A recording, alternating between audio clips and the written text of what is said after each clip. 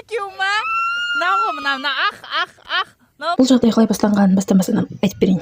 Кеше енемнің подружкасы қызымды дайындап отырыңыздар.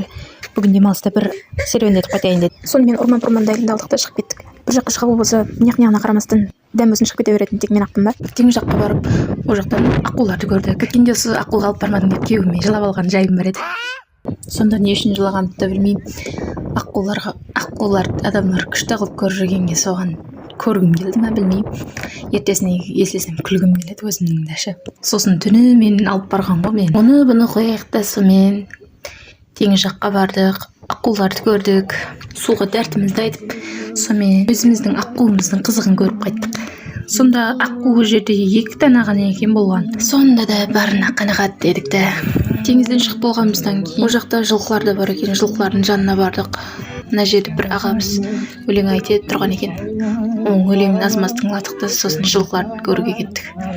Біздің қыз деген жылқы дегеннен қорқу дегенді білмейді ғой. Қасына барып ұстайман деп күйдіріп жүр адамды.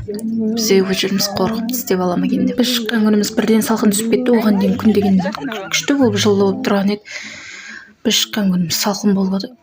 Сонда да адамдар көп, бәрі біз сияқты бала шағалармен жүргендер.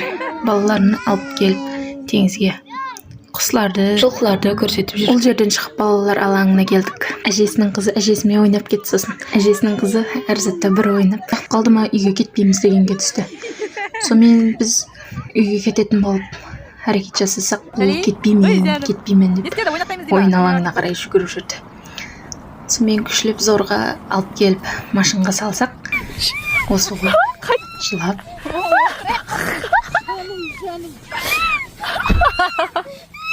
Алып бара тұрма сені? Ойнатқызбай тұрма? Ойой! Жаным ау, мына екеуі ма? Мына ах. Мынау ма? Жаным ау! Ана жылап жатқан, рас жылап. Міне науғы. Сонымен біздің бір күндік сейіліміз өз аяғына жетті. Всем пока.